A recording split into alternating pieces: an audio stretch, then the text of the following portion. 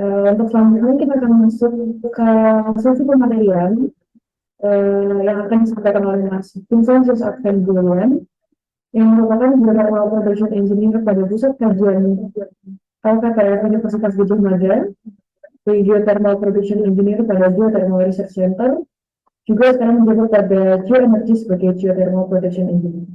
Untuk itu kepada Mas Vincentius Advan Julian, kami persilakan. Ya, selamat siang teman-teman dari UGM, teman-teman dari Geoenergis dan audiens yang lainnya.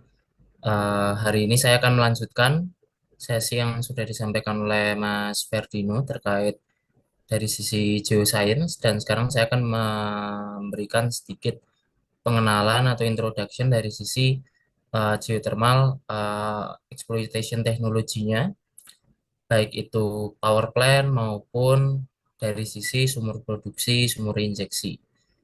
Nah, saya bisa share screen. Oke,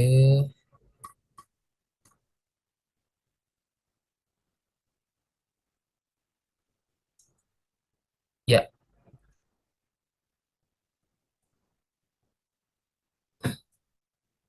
sekarang udah ini ya, udah di slide ya,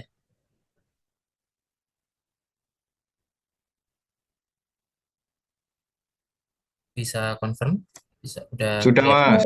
Ya, sudah ya. Oke, ya. Jadi hari ini saya akan kurang lebih men-sharingkan bagaimana geothermal resource yang tadi sudah dipaparkan oleh Mas Dino itu memengaruhi pemilihan teknologi PLTP maupun teknologi sistem produksi maupun reinjeksi fluida geothermal, bagaimana karakteristik resource panas bumi kita itu mendrive pemilihan teknologi itu. Nah, jadi pertama sedikit disclaimer, bahwasanya PPT hari ini untuk keperluan sharing session di Geological International Development dari HMTG UGM, dan materi yang diperoleh atau yang akan dipaparkan pada hari ini itu diperoleh dari berbagai sumber dan juga sebagian merupakan opini penulis. Jika ada pertanyaan atau klarifikasi bisa mengirimkan melalui email saya.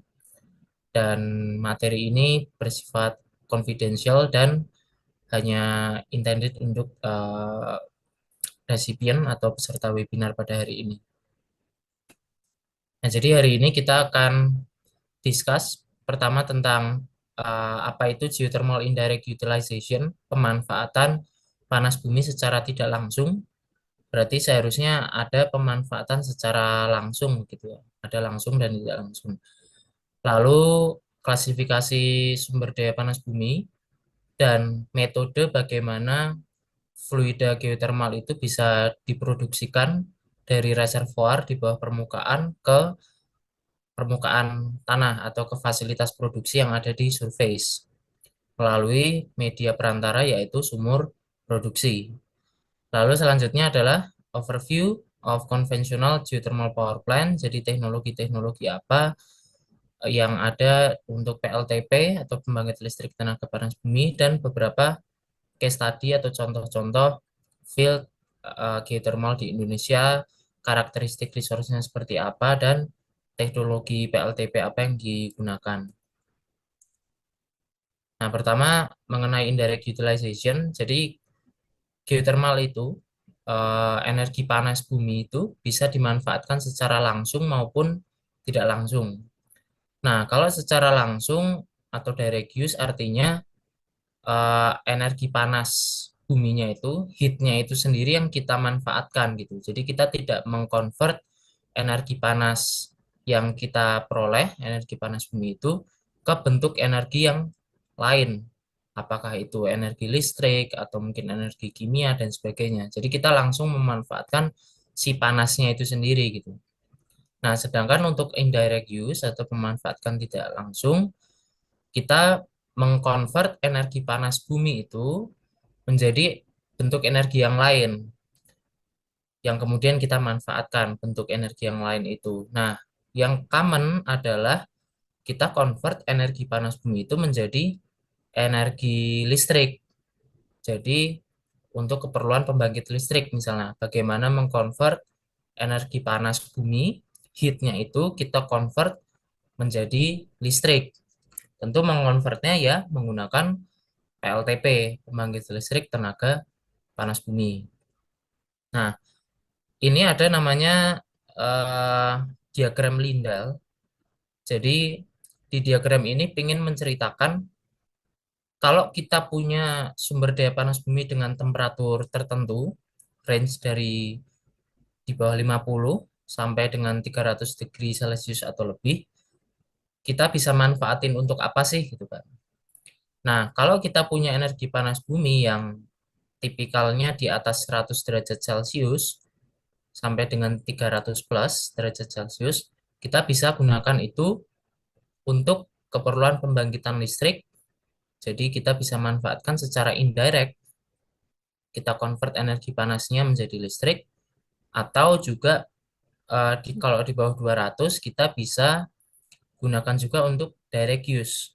Seperti contoh-contohnya adalah untuk pengeringan makanan atau pengeringan hasil panen, kemudian untuk pemanas ruangan, kemudian untuk greenhouse untuk cultivating ini ya, apa bibit atau pengeringan hasil panen. Nah, tapi beda cerita kalau di bawah 100 derajat Celcius, biasanya pemanfaatan energi panas bumi secara tidak langsung atau dikonvert menjadi listrik untuk keperluan power generation itu tidak ekonomis. Nah, jadi biasanya di bawah 100 derajat Celcius kita manfaatkan energi panas bumi itu secara direct use. Artinya ya energi panasnya itu yang kita manfaatkan. Misalnya untuk greenhouse tadi, kemudian pemanas ruangan, pemandian air panas, fish farming atau aquaculture, dan snow melting ini mungkin di negara 4 musim gitu ya. Nah, jadi ini perbedaannya. Jadi apa namanya kalau misal teman-teman ke daerah Jawa Barat misalnya nemu pemandian air panas, ya itu salah satu bentuk pemanfaatan geothermal panas bumi secara direct use. Tapi kalau teman-teman main ke PLTP Dieng atau main ke PLTP somewhere di Indonesia ataupun di luar negeri, berarti itu teman-teman lagi lihat pemanfaatan panas bumi secara tidak langsung jadi energi listrik. Nah, ini sedikit perbedaan oil and gas dengan geothermal. Kalau di oil and gas kan dari hidrokarbon, dari reservoir kita produksi, kemudian kita olah, lalu kita angkut, dan kemudian umumnya dijual di SPBU misalnya salah satunya kalau itu bahan bakar yang kita pakai sehari-hari. Tapi kalau di geothermal, dari energi panas bumi itu, fluida geothermal dari reservoir, misalnya uapnya, kita pakai untuk pembangkitan listrik. Nah, kita salurkannya ke masyarakat itu menggunakan transmission line dari PLN kalau di Indonesia ya. Nah, jadi yang apa jaringan listrik yang kalian lihat itu di kabel atau sutet dan sebagainya itu yang milik PLN itu ya salah satunya listrik yang dihasilkan atau listriknya itu bersumber dari PLTP yang ada di Indonesia gitu. Nah, kemudian listrik itu sampai ke electricity consumer kita yang ada di rumah ini, kemudian perkantoran, pabrik, dan sebagainya. Nah, jadi untuk di geothermal yang kita jual itu adalah energi, either itu heat yang terkonten di steam ini maupun listrik yang dijual kepada PLN untuk kemudian PLN jual ke kita sebagai konsumen. Nah, sekarang kita melihat klasifikasi sumber daya panas bumi dari sisi resource temperaturnya maupun bagaimana mekanisme fluida geothermal itu mengalir dari reservoir di bawah permukaan ke fasilitas produksi yang ada di permukaan melalui sumur produksi atau sistem produksi. Nah, kita bisa klasifikasikan resource geothermal itu berdasarkan temperatur menjadi tiga. Pertama adalah low temperatur dengan temperatur tipikal di bawah 180 derajat Celcius, di mana em, oh ini sedikit terbalik ya maaf ya. Jadi untuk fase fluidanya kalau low temperatur itu water dominated, jadi fluida di reservoirnya itu 100% liquid fasenya. Jadi jaranglah ditemukan ada fase uap di dalam reservoir panas buminya kalau temperaturnya itu di bawah 180 degree Celcius. Jadi ini low temperatur gitu. Nah, selanjutnya adalah medium temperatur, range-nya adalah 180 sampai 220 degree Celcius, di mana fase fluida di dalam reservoir masih water dominated atau liquid dominated.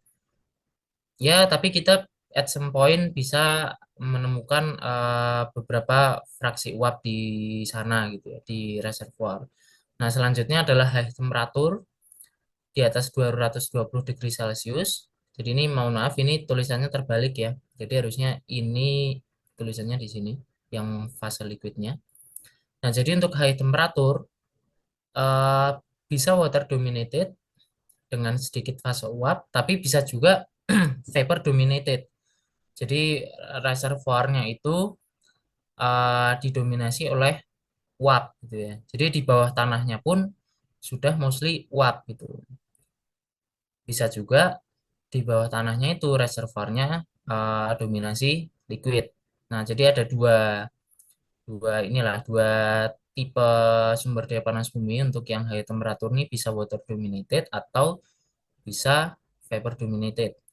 Nah, mana yang lebih sering kita jumpain untuk high temperatur, apakah liquid dominated ataupun vapor dominated?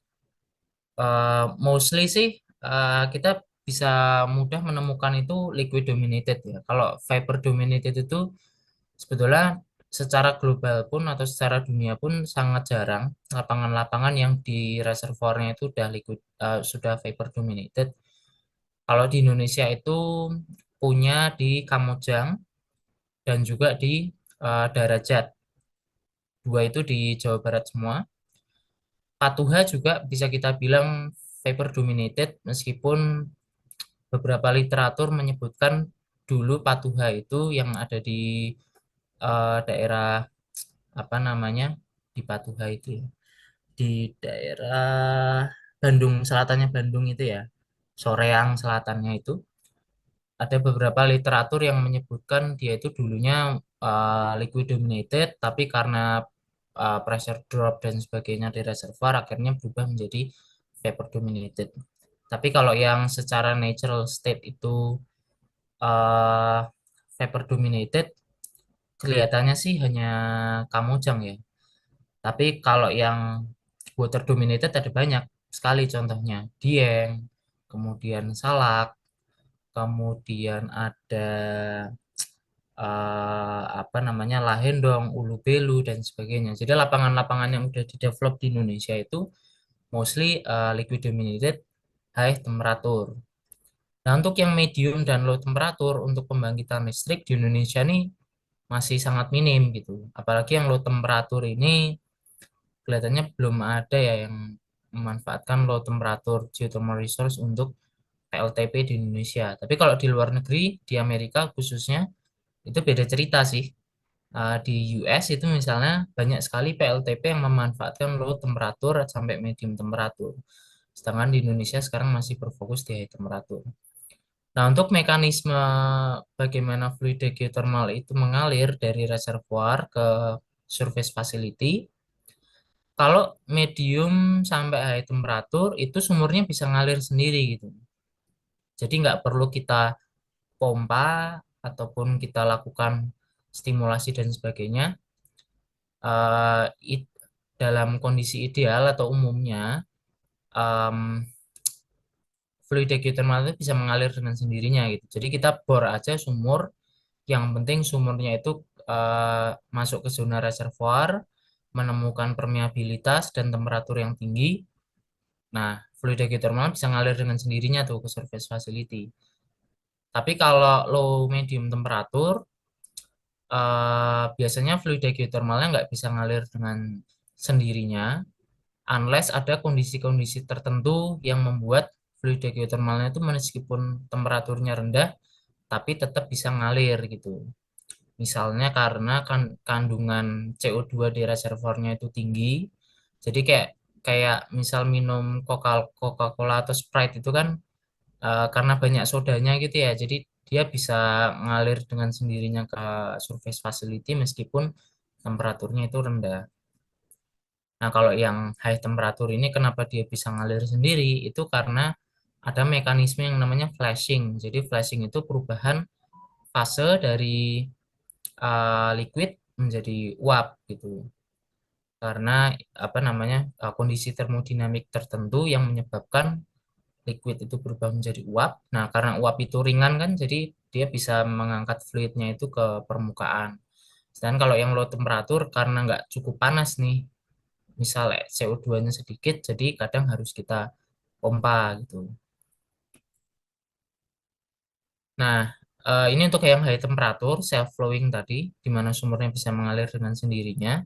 Jadi misal kita bor nih sumur produksi kena ke reservoir yang temperaturnya tinggi.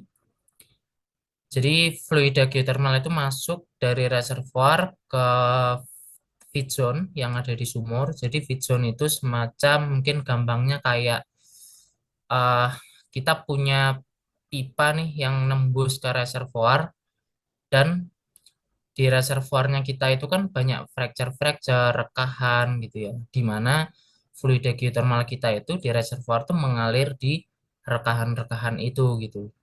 Nah, kalau sumur kita itu kena kerekahan itu, jadi si fluida geothermal yang ngalir di rekahan itu bisa masuk nih ke sumur kita gitu. Nah, titik masuknya fluida geothermal itu dari rekahan itu ke dalam lubang sumur itu yang kita sebut sebagai feed zone gitu. Jadi liquid dari reservoirnya itu masuk feed ke sumur produksi. Nah, seiring fluida panas bumi dari reservoir itu ngalir ke atas kan pressure-nya drop nih karena dia harus melawan gravitasi ya. Dan juga karena ada efek friction atau gesekan dengan dinding lubang sumur ini. Nah, karena pressure-nya drop dengan temperatur yang masih tinggi, jadi terjadilah flashing itu, di mana pressure dari fluida itu turun sampai ke titik boiling point pada temperatur eh, fluidanya itu sendiri, di mana temperaturnya masih cukup tinggi. Pressure-nya drop, temperatur masih tinggi, akhirnya berubah fase jadi uap, jadi two phase, jadi dua fase ya, ada steam dan liquidnya. Nah, sedangkan untuk yang low temperatur, unlikely untuk sumurnya itu bisa ngalir dengan sendirinya, unless ya tadi ya ada kondisi-kondisi tertentu, misalnya kandungan CO2-nya tinggi, jadi kayak Sprite atau Coca-Cola itu sumurnya bisa mengalir dengan sendirinya. Tapi kalau enggak, kita harus pompa gitu. Ya kayak pompa inilah apa pompa di rumah kan ya apa namanya reservoir atau aquifer di bawah tanahnya nggak bisa mengalir dengan sendirinya kan. Cuma memang jangan disamakan sistemnya dengan pompa di rumah ya. Pompanya tentu khusus teknologinya memang yang didesain sedemikian rupa untuk high temperatur, kemudian bisa mendeliver pressure fluida dengan pressure yang tinggi dan juga kapasitas flowingnya harus yang cukup besar gitu. Kalau di rumah kan ya kita nggak dealing dengan temperatur tinggi, flow-nya juga kecil. Tapi kalau di geothermal, flow kita dealing dengan flow yang besar, kemudian temperatur yang tinggi, jadi tentu pompanya juga desainnya berbeda gitu. Nah, sumur-sumurnya pun juga bisa shallower dari typical high temperature system um, dan daya yang diperlukan oleh pompa itu ya nggak boleh melebihi daya yang dihasilkan oleh PLTP gitu. Artinya kalau untuk ngepompa itu kan kita perlu daya ya. Berarti kayak kita nyalain pompa di rumah kan ya makan listrik juga gitu kan. Nah, jangan sampai daya pompa itu melebihi daya yang bisa dihasilkan dari PLTP. Ya karena kan kita pengen ngejual listrik kan. Jangan sampai PLTP-nya ngasilin misalnya cuma 1 mega, ternyata pompanya butuh 2 mega ya, malah kita defisit. listrik yang bisa dijual kan, malah rugi kita. Nah gitu. Jadi makanya beberapa case sumurnya itu kita buat dangkal. Jadi supaya untuk mengurangi daya yang diperlukan untuk oleh pompa ini untuk bisa ngepompa si fluidanya ke surface facility atau ke PLTP supaya nggak tekor lah PLTP-nya. Nah, ini beberapa pertimbangan pemilihan teknologi power plant. Pertama ada karakteristik reservoirnya, berapa entalpi, tekanan, kandungan kimia atau mineralnya seperti apa, pH-nya atau keasamannya, salinity, dan sebagainya.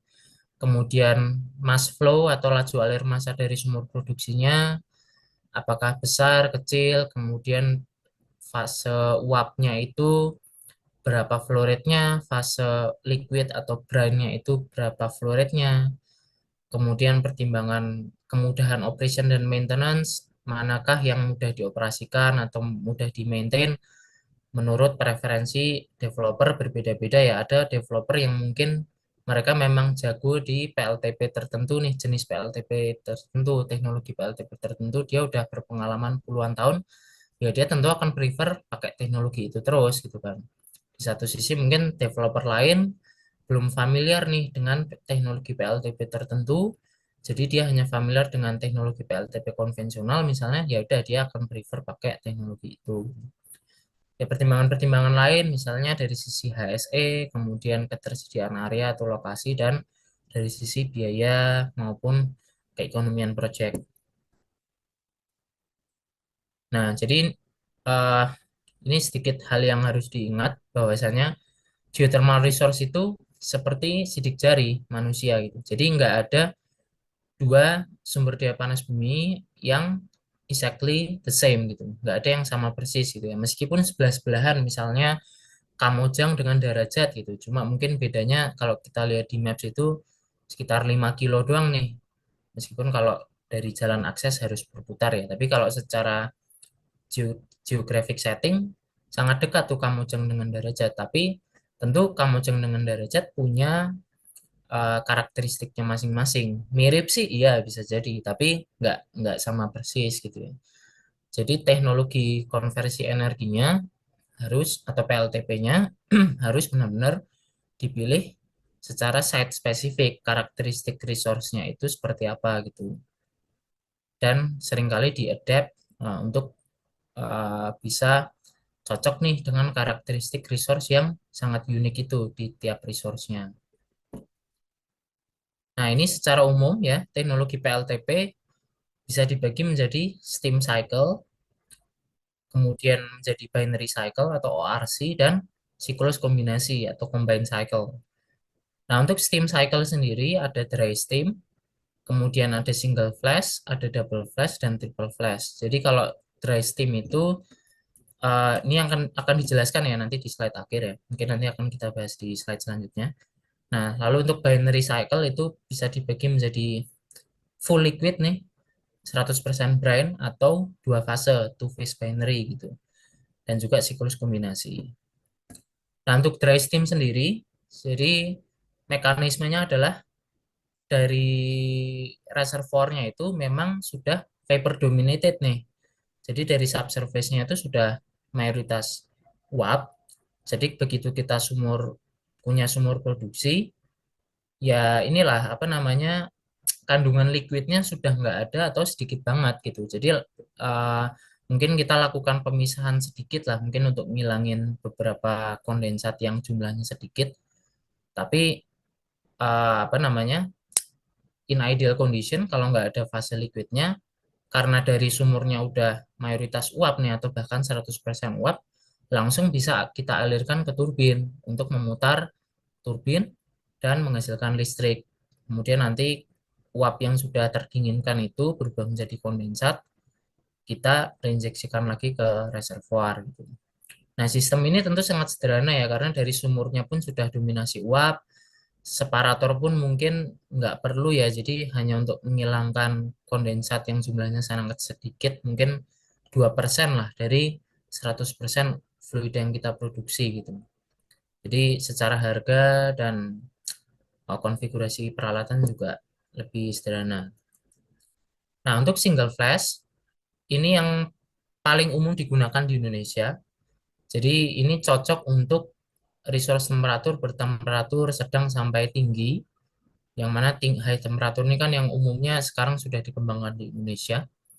Nah, untuk single flash ini eh, dia digunakan untuk resource moderate high temperatur, tapi yang umumnya itu liquid dominated gitu ya.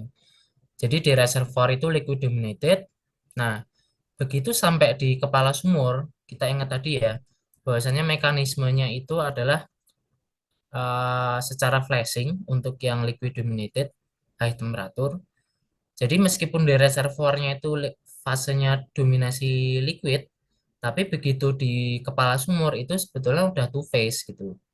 Hanya tetap memang fraksi uapnya itu lebih kecil dibandingkan fase liquidnya. Tipikalnya sih perbandingannya steamnya 20%, liquidnya 80% gitu. Beda kalau tadi di vapor dominated high temperature system kan steamnya mungkin 98% sampai 100% ya. Liquidnya cuma 2% atau mungkin bisa 0% juga. Tapi kalau di liquid dominated, meskipun ada flashing dan terjadi fase uap di situ, tetap di kepala sumur tetap mayoritas liquid, 80% liquid, 20%-nya steam gitu ya. Nah, jadi apa namanya? Karena di kepala sumur itu dua fase kan, 20% something steam, 80%-nya liquid. Nah, sebelum kita alirkan ke turbin, harus kita pisahin nih antara liquid dengan uapnya gitu. Karena untuk turbin uap, kita tentu perlu uapnya doang. Dengan dryness-nya itu syaratnya biasanya turbin manufacturer menyaratkan di atas 99% uapnya harus kering gitu. Jadi yang fase liquid yang dibolehkan untuk masuk ke turbin itu mungkin 1% kurang lah. Jadi uapnya tuh harus benar-benar kering. Otherwise, ya turbinnya akan cepat rusak gitu. Karena liquid itu kan menyebabkan getaran, kemudian bikin korosi, kemudian bikin ada scaling di sudut-sudut turbinnya gitu. Nah, sedangkan yang fase liquidnya kita apain? Fase liquidnya yang udah terpisahkan dari separator, kita reinjeksi lagi ke dalam reservoir gitu. Nah, ada juga nah, kalau yang ini kan kita fase uapnya setelah keluar dari turbin, energinya udah kita pakai, kita kondensasikan kan di kondenser dan cooling tower. Nah, setelah uapnya jadi liquid juga akan dicampur atau direinjeksikan, bukan nggak dicampur juga ya, apa namanya? Kita reinjeksikan lah dengan brand tadi itu. Bisa reinjeksinya dicampur juga kondensat dan brine, tapi bisa juga terpisah nih apa namanya reinjeksi kondensat ini sumurnya terpisah dengan reinjeksi brine gitu. Jadi ya ini memang site spesifik juga ada beberapa field yang kondensat dicampur dengan brine, ada juga yang terpisah reinjeksi brine sendiri, reinjeksi kondensat sendiri gitu. Nah, kalau untuk yang back pressure single flash sama ya. Jadi tadi kita pisahkan fase liquid dan uapnya di separator. Nah, yang uapnya begitu ngalir di turbin, kita pakai energinya, ini uapnya langsung dibuang aja ke atmosfer gitu. Jadi nggak dikondensasikan dan didinginkan di kondenser dan cooling tower, tapi langsung kita buang ke atmosfer gitu. Tapi ini jarang sih di Indonesia, cuma di PLTP Ulumbu aja di NTT, karena efisiensi energinya lebih rendah kalau yang back pressure ini. Tapi secara harga ya lebih rendah karena kan nggak perlu cooling tower dan condenser, cuma efisiensinya kecil. Nah, kalau double flash, jadi mirip seperti single flash dari kepala sumur ini dua fase, terus kita pisahin liquid dan uapnya, tapi yang liquidnya nggak langsung kita reinjeksikan, tapi kita pisahin lagi nih, kita flashingkan lagi, jadi yang liquid dari sini tuh kita throttling ya supaya tekanannya itu drop, jadi terjadi flashing yang kedua gitu, terbentuklah uap lagi di sini setelah di throttling valve ini, makanya namanya double flash. Jadi flashingnya ini terjadi dua kali. Pertama flashing yang secara upstreamnya sebelum separator yang high pressure ini, either itu flashingnya terjadi di sumur maupun di pipa maupun di separator itu. Nah, kalau double flash, kita flashingin lagi nih secara sengaja gitu ibaratnya di throttling valve, kita sengaja pasang throttling valve supaya terjadi flashing lagi, diperoleh uap lagi, dan kemudian kita pisahin lagi tuh uap dan liquidnya, uapnya ngalir lagi ke turbin, brine-nya baru kita reinjeksikan.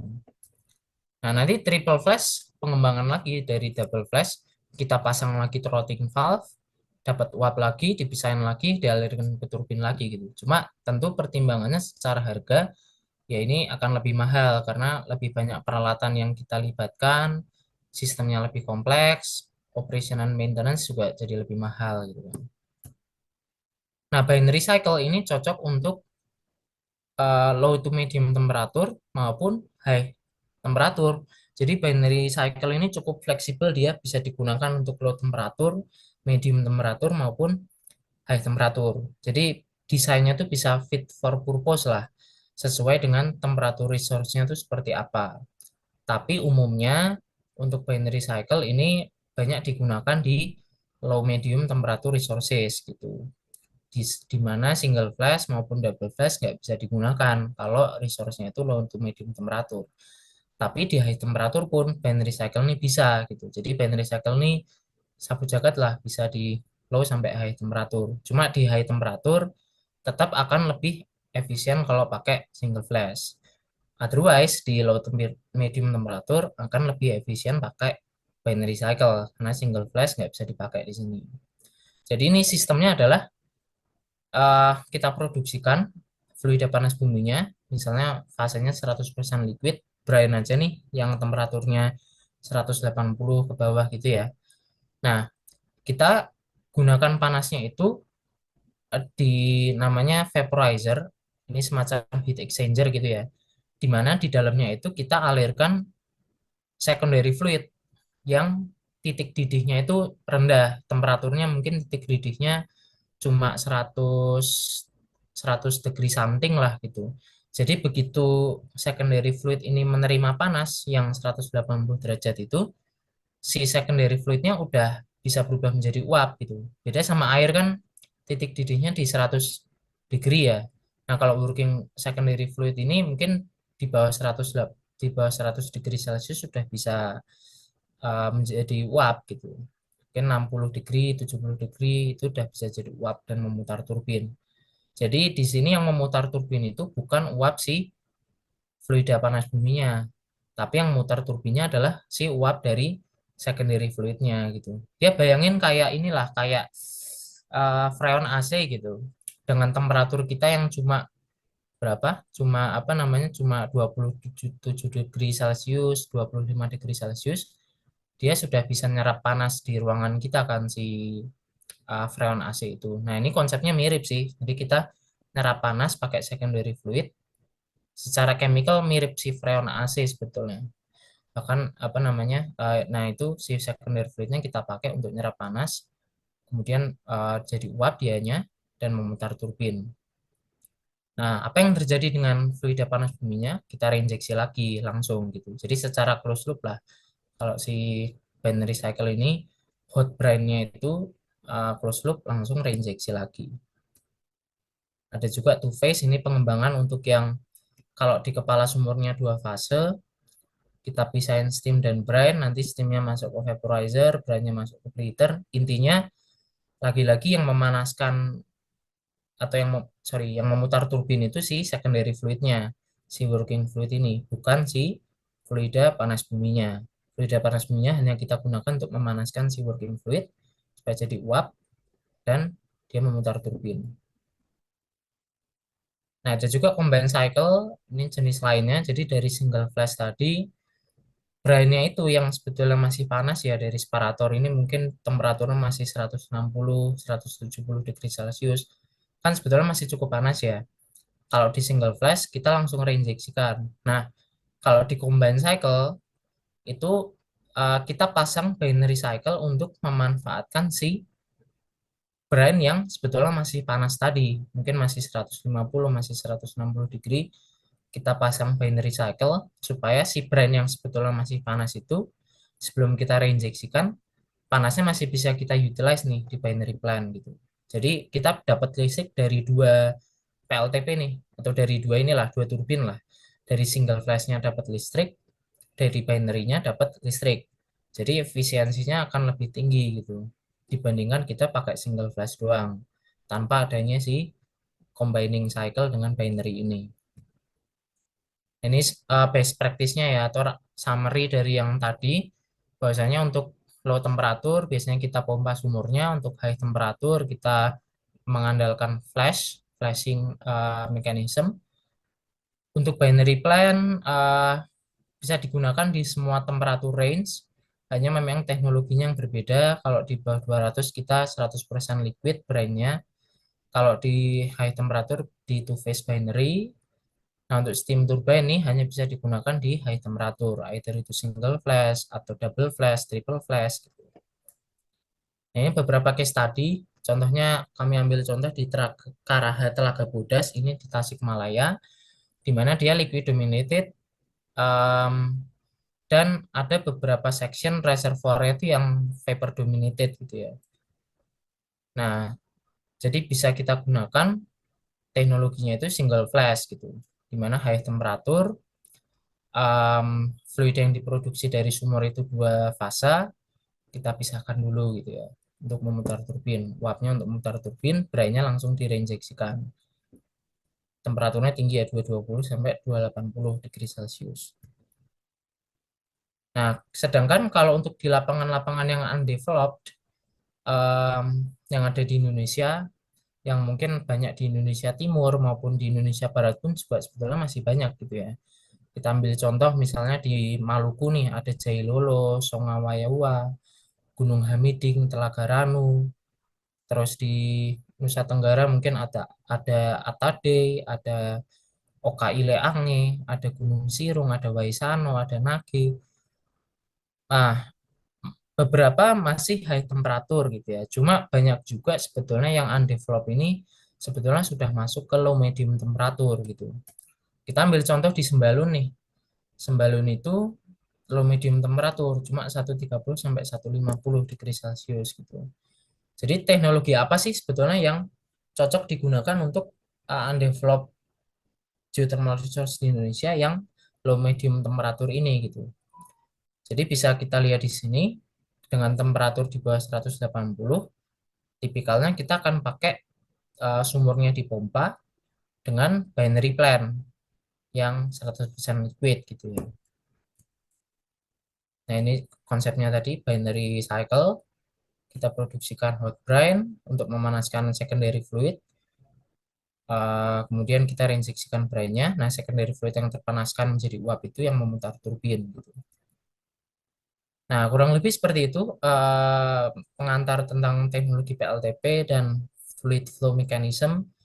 Kita bisa lanjut ke sesi Q&A. Terima kasih.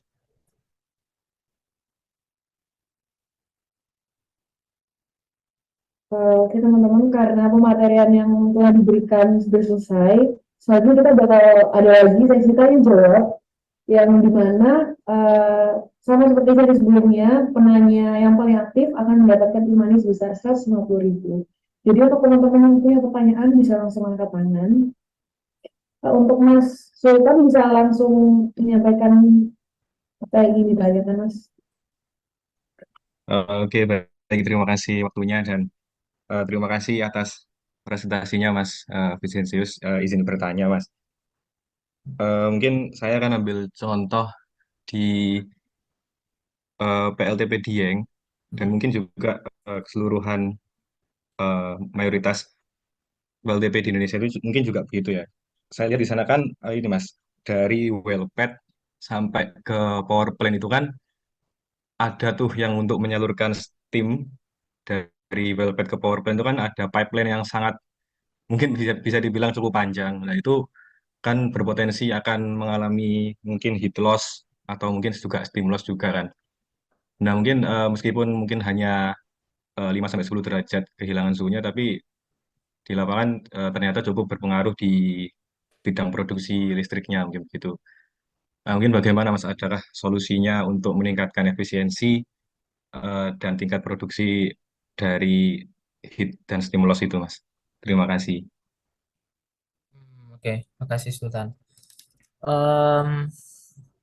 Oke, jadi sebetulnya uh, bagaimana meningkatkan efisiensi, sebetulnya the biggest chance itu adalah ketika lapangannya itu belum dikembangkan gitu ya.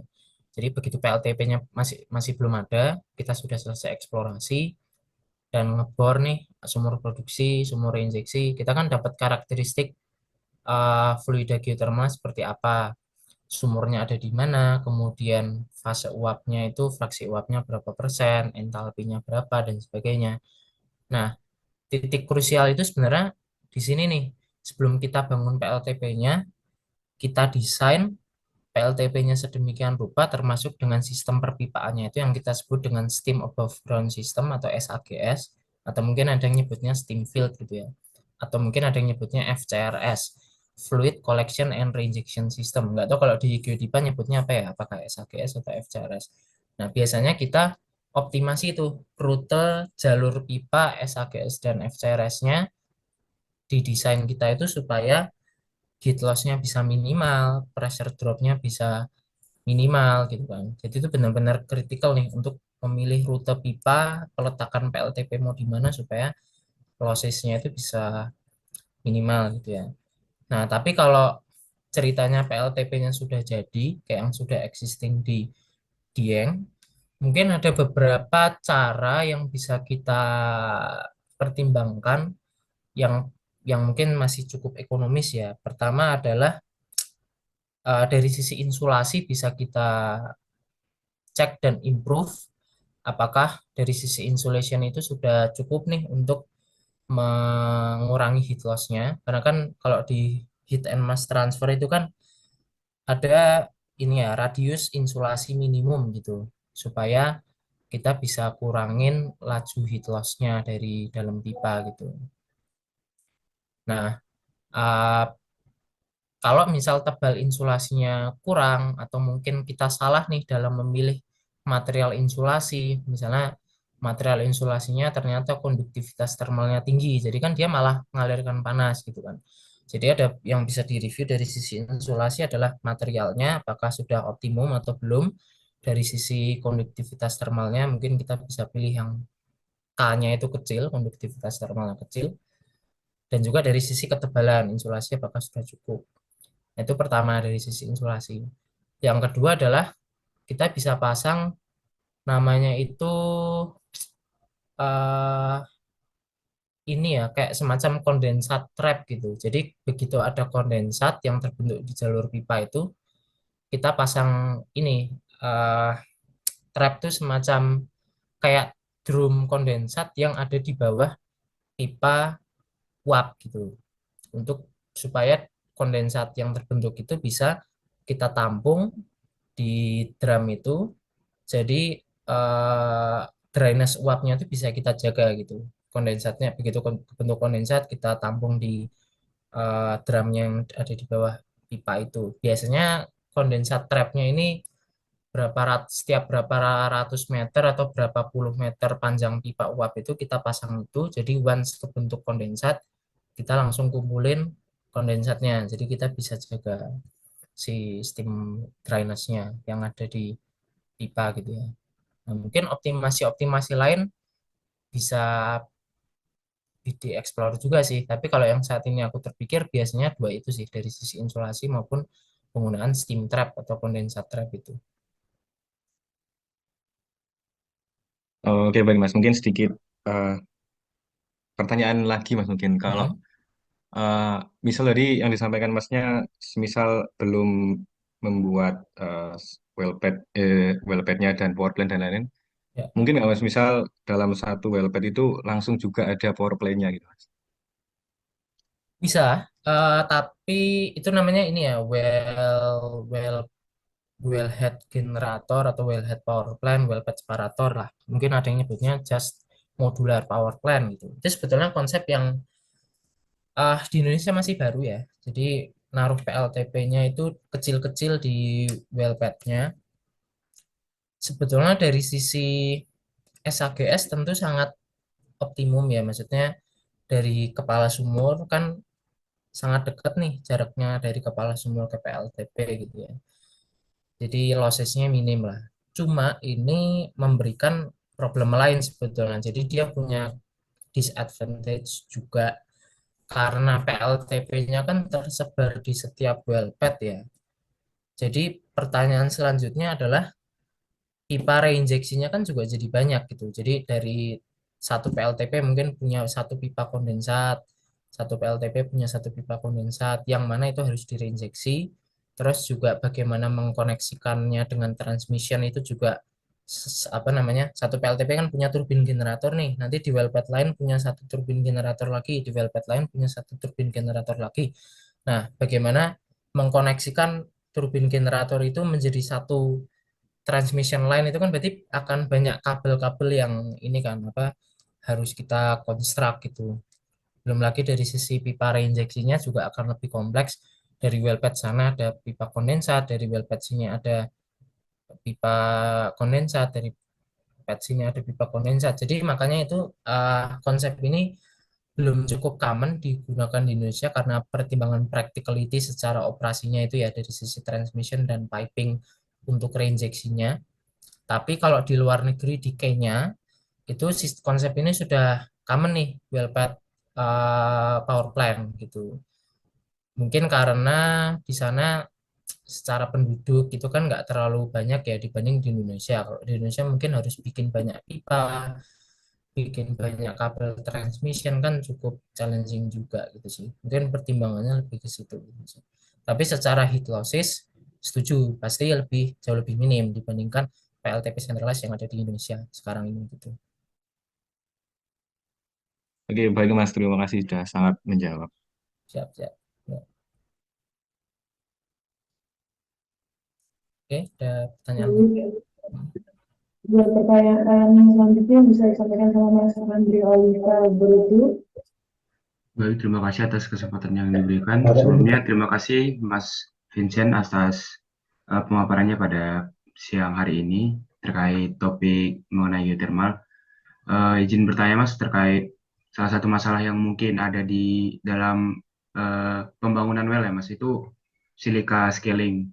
Nah, itu kira-kira apakah ada solusi untuk melakukan penanggulangan terhadap silika selling kan, Mas? Karena kan kalau silika selling itu sudah membuild up itu kan bisa menyumbat dari pipa atau bisa juga menurunkan kapasitas produksi dari suatu sistem, suatu lapangan panas bumi dan itu biasanya harus diganti dan pasti akan mengeluarkan kos lagi, Mas. Apakah ada tindakan preventif yang bisa dilakukan untuk mencegah silika selling tersebut? Terima kasih. Oke.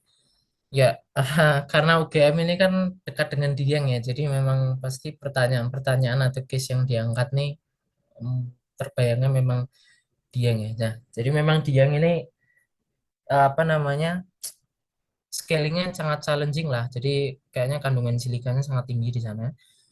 Nah, sebetulnya bagaimana cara menanggulangi silika scaling itu ada banyak banget metode dan di Geodipa pun kelihatannya sampai sekarang pun masih trial and error metode mana yang paling efektif untuk memecahkan permasalahan silika scaling mereka itu gitu ya. Nah, mungkin sedikit gambaran. Em, nah, ini mungkin kita bisa coret-coret pakai pen ya. Jadi em, mungkin kita bisa klasifikasikan metode penanggulangannya itu menjadi berapa ya? Menjadi tiga mungkin ya. Jadi pertama dari sisi em, temperatur injeksi. Jadi temperatur reinjeksinya. Nah, kalau silika itu kan dia akan mengendap pada temperatur yang semakin rendah gitu kan. Semakin rendah temperatur dia akan makin mudah mengendap di pipa atau di sumur gitu. Nah, umumnya kalau di Indonesia selain di Dieng ya biasanya dari sumur produksi itu kita produksi ke atas kan. Terus ini lewat ke PLTP. Nah, si brine-nya itu langsung kita reinjeksikan lagi ke reservoir gitu. Jadi temperatur brine-nya masih cukup tinggi, sekitar mungkin 160 degree Celcius something gitu ya. Nah, biasanya pada temperatur yang tinggi kayak gini, scalingnya masih manageable lah kalau di lapangan lain. Tapi kalau di Dieng, karena saking banyaknya kandungan silikanya, Jadi dengan temperatur yang segini pun itu udah bisa kebentuk scaling gitu di pipa reinjeksi maupun sumur injeksi gitu ya. Nah, jadi sempat Geodipa tuh menggunakan atau sekarang mungkin masih ya menggunakan teknik, kalau ini kan namanya hot brine reinjection gitu ya, hot brine reinjection. Nah, ada konsep lagi namanya cold brine reinjection gitu. Jadi brine-nya itu sebelum kita reinjeksikan, kita endapin dulu di pond kayak semacam kolam. Nah, dengan harapan silikanya itu nanti ngendapnya tuh di pon ini gitu. Jadi ini pon yang memang tujuannya untuk ngendapin si silika. Jadi kayak inilah pon pengorbanan gitulah dia. Jadi silikanya diendapin di sini dengan harapan begitu masuk ke sumur injeksi, kandungan silikanya tuh udah dikit gitu. Dengan konsekuensi ya karena udah diendapin di pon beberapa hari kan mungkin temperatur injeksinya jadi rendah ya, mungkin 40 degree Celcius gitu ya. Nah, kelihatannya Geodipa sekarang yang Dieng masih pakai sistem kayak gini nih, cold brine reinjection. Ini namanya cold brine reinjection. Nah, jadi kita endapin dulu silikanya itu di pon gitu ya. Cuma somehow tetap juga ya tetap ada scaling lah, tapi kayaknya sekarang masih udah lebih manageable si scalingnya itu gitu. Nah, ini dari sisi temperatur injection. Ada juga dari sisi chemical treatment nih. Chemical treatment ada beberapa metode yang bisa kita pakai gitu, chemical treatment gitu ya. Nah, bisa kita melakukan opsi pertama itu adalah eh, pH modification, pH mod. Jadi silika itu kalau kita lihat fungsi kelarutan silika sebagai fungsi pH gitu ya, pada pH yang rendah itu justru kelarutan silikanya itu tinggi gitu. Artinya silika itu tidak mudah terbentuk pada pH yang rendah. Artinya semakin asam brine-nya tuh semakin silikanya nggak mudah terbentuk lah, risiko skillingnya rendah gitu. Jadi kita bisa reinjeksikan, bisa injeksikan acid di brine-nya itu supaya pH-nya rendah gitu ya. Jadi misalnya eh, ini pakai yang hot brine reinjection. Nah, kita injeksi chemical di sini, asid, supaya pH-nya rendah, jadi silikanya tuh nggak mudah terbentuk sampai ke reinjection. Cuma problemnya, begitu kita injek asid, mungkin scaling nggak terbentuk ya, tapi menimbulkan masalah lain, yaitu korosi. Jadi begitu diinjek asid, malah peralatan-peralatan jadi korosi gitu. Itu pertama pH mod, pertimbangannya malah jadi korosi gitu ya. Nah, yang kedua adalah pakai inhibitor. Inhibitor. Nah, kalau inhibitor ini, dia ini malah konsepnya mempercepat pembentukan scaling. Jadi kalau pH mod ini mungkin akan cocok di hot brine reinjection. Kalau inhibitor, em, ini dia cocok untuk di cold brine reinjection. Jadi inhibitor ini dia chemicalnya itu eh, malah dia menarik si silikanya supaya kebentuk silikanya tuh menempel di inilah apa di chemical inhibitornya kita. Nah, jadi begitu chemicalnya itu sampai ke pon, si silikanya tuh lebih cepat kebentuk gitu loh, lebih cepat mengendap lah karena kita accelerate dengan adanya inhibitor ini gitu.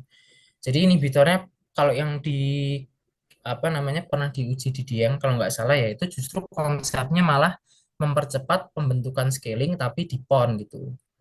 Nah, beda mungkin di field-field lain, inhibitor itu kan mencegah supaya scalingnya nggak kebentuk gitu ya. Tapi kalau di Dieng, dia inhibitornya beberapa sempat di trial itu justru dia mempercepat pembentukan scale di ponnya gitu. Jadi supaya di pon ini pokoknya bentuk apa scalingnya secepat mungkin biar begitu masuk ke reinjeksi ini silikanya udah dikit gitu. Jadi kayak ini benar-benar kita accelerate pembentukan silikanya di sini aja gitu supaya nanti begitu di sini udah scale-nya udah dikit gitu ya. Nah, jadi ini perlu kombinasi juga dari sisi temperatur injection, apakah hot atau cold brine, kemudian chemical apa yang mau kita pakai, apakah pH mod, kemudian inhibitor, dan juga belum pertanyaan lagi berapa konsentrasi pH yang harus kita kasih, berapa inhibitor concentration yang harus kita kasih, flow rate reinjectionnya berapa, titik injeknya di mana supaya nggak korosi, misalnya kalau pakai pH mod. Kemudian kalau inhibitor ini injeksinya di mana supaya silikanya itu kebentuk presisi di ponnya. Itu kan pertanyaan-pertanyaan yang kompleks dan parameter itu harus memang inilah harus kita optimasi dan trial and error gitu. Makanya Geodipa pun sampai sekarang sudah mengeksplor beberapa opsi dan kelihatannya opsi yang sekarang mereka pakai adalah cold brine reinjection. Tapi inhibitor apakah mereka pakai inhibitor atau enggak aku belum update. Tapi itu juga salah satu hal yang pernah diuji coba atau mau diuji coba gitu di sana. Jadi pertimbangannya sangat banyak, tapi kurang lebih pertimbangan-pertimbangannya seperti ini gitu sih. Mungkin apa namanya kalau menjawab Didi yang solusinya yang paling baik seperti apa ya memang harus trial and error gitu. Mungkin Didi yang cocoknya pakai solusi ini, tapi di field lain mungkin cocoknya pakai solusi yang lain gitu. Jadi memang benar-benar site spesifik gitu sih. Itu. Mungkin kurang lebih semoga menjawab ya. Baik Mas, terima kasih jawabannya. Berarti untuk solusi dari mencegah terjadi scaling itu sebenarnya banyak, cuman harus dikaji lagi untuk Betul masing-masing sekali. lapangan ya Mas. Ya. Ya baik Mas, terima kasih jawabannya sudah sama menjawab Mas. Siap, siap.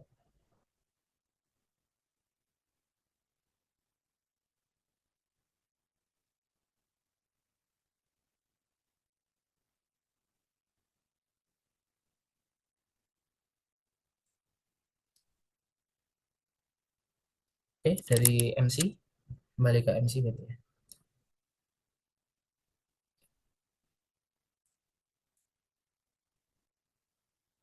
Oke, mungkin sesi tanya jawab sudah cukup.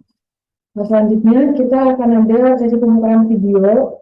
Nah, setelah sesi pemutaran video bakal ada kuis dari kami yang mana masing-masing dari kesempatan untuk mendapatkan 100.000 untuk 3 orang karena masih menjawab dengan mendapatkan masing-masing nominal e-money sebesar 100.000. Jadi untuk teman-teman bisa gabung di kuisnya yang akan disebarkan dan selamat mengerjakan.